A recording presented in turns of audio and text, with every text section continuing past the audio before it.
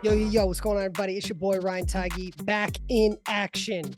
49ers go down to the Cleveland Browns, 17-19. We've got so much to talk about. Couple thoughts, couple of things I believe people are using as excuses that should have just been done. So, with that being said, let's go ahead and get going.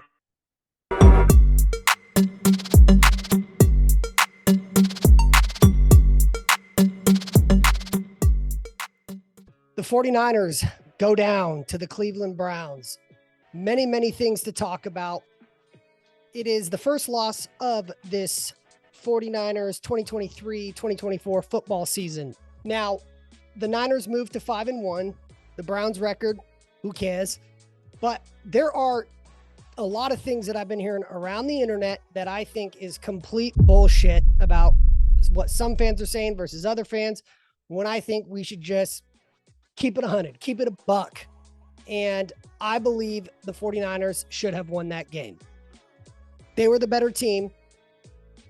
Overall, better team.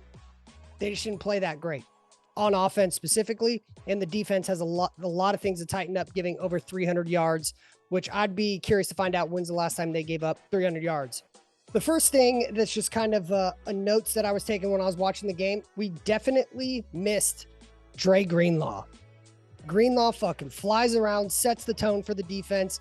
We legitimately needed him out there at one point to do kind of a Greenlaw play. Flies to the ball, does something borderline dirty, sometimes get called, sometimes doesn't, just to wake the boys the fuck up. Even though our defense definitely outperformed our offense, I would probably say, potentially for the first time this year through 6 weeks, but we definitely needed him. The line of scrimmage was getting moved on the offense and defensive side of the ball. It was a lot of good, dominant line play from the Cleveland Browns on both sides of the ball. So that's kind of my first initial reaction, is we desperately missed Dre Greenlaw. Let's talk about some other things that went down. So as we all saw the videos that were going online beforehand, there was a little spat between BA, Deebo Samuel with the Cleveland Browns. Don't know what was going on, what was said, but Deebo came in hyphy as fuck, as Brandon Aiyuk was clearly egging them on, antagonizing them. And then we got the gorilla Trent Williams came over here and cleaned it up. We all know Deebo's his little bro, and he came over there and shut the shit down. He pushed some dude, and they wanted no smoke. They didn't want any of it. With that being said, it looked like the boys were ready to play. And then what happens? Deebo Samuel gets hurt. I didn't even see the play. I have him on my fantasy team, so I watch him even that much more closely. And obviously he got the one end around and nothing looked crazy, abnormal. And now we've been told it's a shoulder. Test came back negative, thank God. But it was clear right from the jump, it was going to be a grimy, put your hard hat on, let's fist fight. And we didn't do that. We got pushed around straight up. And with Deebo being out, I will say over his tenure with the Niners, this happens about once every year. He gets some random injury because he runs physical, and then he comes back better than ever. But what was interesting is that, again, we didn't even see what happened to him. Obviously his shoulder, something was fucked up with his shoulder. So that was obviously not the ideal way to start out this football game. And I think on the offensive side of the ball, to the presence of Deebo, he was clearly missed on the offense. Whether he's just being smokescreen or if he's just a divergent, whatever it is, they were not keying off his replacement, Ray McCloud, filling in for Deebo as he was out. And Deebo, it happened first quarter almost immediately. So it's like, okay, here's a little adversity. Let's see how the boys respond. Offense has been putting up 30+ points per game. Let's see what they do about it. And sure as shit, it definitely affected them. I think they could have overcame it still, obviously, but his presence was definitely missed. The defense clearly was not keying and drawing much attention when Ray was running the same routes as Deebo would do in the game. So it was pretty clear they did not take him as a threat as Deebo, but why would you? Deebo's one of a kind. physical as fuck, and runs downhill and always wants that smoke. So I think it was really big missing Deebo, and especially that they came out hyphy and then it happened almost immediately in the game. The first drive, really. Then what's next? Later on in the game, CMC, our boy, Christian McCaffrey, goes down. You can so tell on the sideline, Christian McCaffrey was like getting fucking massaged. He was stretching it out. You know he does not want to be out. He doesn't. And I think it took the training staff, potentially the coaches, were the ones that actually had to say, Christian, you got to chill out. You're not going back in. Let's go get this shit checked out. So he's out with an oblique. It sounds like out of the injuries of Deebo, Trent, and CMC, potentially CMC's is kind of the worst out of the three. But the good thing is Dre Greenlaw is back at practice this week, or he's going to be. Deebo's day-to-day, Trent Williams day-to-day. And by the way, when Trent Williams got his ankle rolled up on, that scared the living fuck out of me, because we need big 71 on that left side of our line without question. That would be a massive loss, even though he's had little hiccups here and there throughout the years that he's been with us. But my God, it was almost like a typical Niners game. When it fucking rains, it pours. Injury after injury after injury. It's like, fuck, how much adversity can this team come over, especially when the players we're talking about are some of the best, if not the best, in their position. Hall of Fame type players, all pro players, Pro Bowl players. Regardless to say, massive, massive concern when all that went down. And I think that had a direct effect on us. Now, as we kind of look into the game and as things progressed along here, the weather, it was pretty obvious that it got to Brock Purdy. Not necessarily that he couldn't handle the weather, but let's just be real. The times the ball slipped out of his hand, that's hand size. And I always hate when the scouting combine, I think they nitpick at a lot of shit. That one I don't think is one of them. Hand size for a quarterback, let alone when you're on the road, like you are in the playoffs sometimes. Those types of environments out there are going to happen. You're not always going to be able to be in California, potentially, unless you get the number 1 seed, which we are still very much in the running for. So I think the conditions got to Brock Purdy, and clearly just all game he was off rhythm. After the first drive, I was like, God damn, it's going to be one of those games where that team, we're the fucking dogs of the league. And sure enough, that was just a little tease about really how the game was going to go the polar opposite and do a complete 180. So I think with the weather conditions on the road, that crowd was fucking hyped, which was fun to see. Shanahan was talking about how it's going to be a grimy game. This is a good battle test game. So I think clearly that is something, because we've never seen it with Brock Purdy playing in Cleveland in October with some rain. I mean, Jimmy wasn't any better, but at the same token, it's something that we're going to have to watch moving forward. But again, thankfully, we are located in California, and we don't have too many of those games for the remainder of the season. So the weather definitely played a factor, but by all means, still should have won the game. The one thing I will say about Brock Purdy, it was a great test in terms of he got done what needed to get done.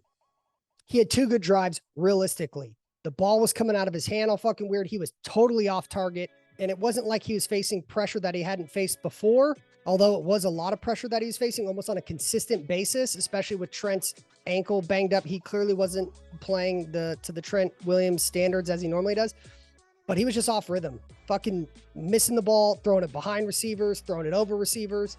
I don't know what was going on. I'm going to chalk it up to a bad game, and that's it. But that was something that was obviously hugely noticeable in that. When I look at the game and kind of pivotal points in it, immediately I would say this may be the biggest factor outside of the injuries was Brandon Aiyuk's drops. He missed 2 fucking balls. One was an absolute dart from Brock Purdy, and he just literally missed it. And again, this is kind of on par with what has happened over the years. Every year it seems like he has some pretty big drops. And I don't know what it is, because he has been a fucking vacuum catching everything up until this point. But my God, Brock Purdy threw a fucking dart and he missed it. Just flat out missed it. Like a 40-yard chuck. So I think that didn't help in the kind of game that it was. He can't miss that. And unfortunately, I think that's what holds Brandon Aiyuk back in terms of being on a national level, that number one receiver, which he is without question. But it's shit like that superstars, you just don't really see that often, let alone one of them. Okay. But two, it's like, come on, it fucking sucks. You know, it was what it was. Maybe I'll just chalk it up as the entire team just had a bad game. But my God, especially that one that he dropped, the 40-yard dart, that would have changed the game 100%, or we wouldn't even gotten to the situation that we had gotten into. Okay. So I know a lot of people don't like to blame officiating necessarily, but John Hussey, the white cap of that game, was fucking atrocious. I don't know what that guy was doing. You could tell almost immediately. You can always see when this happens, when it's like, okay, are the refs going to let the boys play, or are they going to throw flags everywhere? Well, it was without doubt every other play. It seemed like flag after flag after flag after flag. And it's like, dude, we get it. You want to make a point with your authority, and so you can change the way the momentum is going and back the team up. It's just like, dude, it was unbelievably excessive. They missed calls on both sides, and they had disgusting calls on both sides. And this goes for Cleveland too. I'm not just saying, oh, it's all against the Niners. No, it definitely went both ways. But the one I cannot go without saying is the Gibson helmet to helmet 15 yards. That was unbelievable. I understand bang, bang play. It could have looked like it. It did look like it. I'm not saying that the initial reaction or thought of throwing the flag, I get it. But when you go back and see the replay, and it clearly wasn't helmet to helmet, it was an unbelievable hit by Gibson. I cannot believe that he was able to control his body and still shoot with his shoulder, and that's where he made contact on the other receiver's shoulder. It was actually a promotional video for how you should do hit receivers coming across the middle as a safety. I mean, that was like A++. And then they throw the flag, and then it's 15 yards. That was the third down play. There was like a couple minutes left in the fourth quarter. You can't fucking do that. Roger Goodell and the officiating, I don't get it. We're in 2023. We have the fucking broadcasters as well as the TV ref saying, I think it was a bad call. Yeah, it wasn't helmet to helmet. That's a legit hit. The fact that they're saying that, and they didn't say it once, they said it like 5 or 6 times because the call got reviewed. You got to be able to reverse that call. And the fact that the refs don't do it themselves is a fucking load of shit, because you know they have earpieces in, and when New York wants to jump in and actually change a call, a blatant bad call, they do it in their little fucking earpiece, and then they pick up the flag. It changed the game completely. It changed the game completely. So fuck those officiating. I was livid on X, Twitter, going absolutely apeshit. He changed the game. Congrats, dude. You got the authority to fucking do that. Way to go. Every time he made a call, he was calling it on the wrong team. He didn't even know what he was saying. He was like mumbling, stumbling over his words. Figure it the fuck out, John Hussey, and more specifically, Raj in the fucking NFL officiating. 2023, that should not happen. They ended up with 12 penalties for 105 yards. Unacceptable when refs get this fucking flag happy. It was a physical game. People were running around. And then not to even mention the holding call thereafter on Travarius Ward, which again, wasn't a penalty. But what do? They just let the boys, hey, enforce the penalty, go on our way. And then they get in range to kick a fucking field goal. And then we go down. And that's ultimately the way the game ended. But it's absurd. So that's what I just have to say about officiating. Yes, the Niners did not lose just because of the officiating, but they kind of did. So sorry, not sorry about it. Just the fucking fact of the matter. If you have eyes and you can see it on a 4K camera, like, oh, that was a legit hit. That wasn't PI. 2023. Let's get it fixed. Pick it up. up, pick it up, pick it up, pick it up. You see the drippy, I'm fitted up. Hop in my car and the giddy up. Secure the bag, yeah, I get the bus. Pick it up, pick it up, pick it up. You see the drippy, I'm fitted up. Hop in my car and the giddy up. Secure the bag, yeah, I get the bus. Pick it up, pick it up, pick it up, pick it up. Ooh, I've been on the flex since flex zone. Neighborhood all in your eardrums.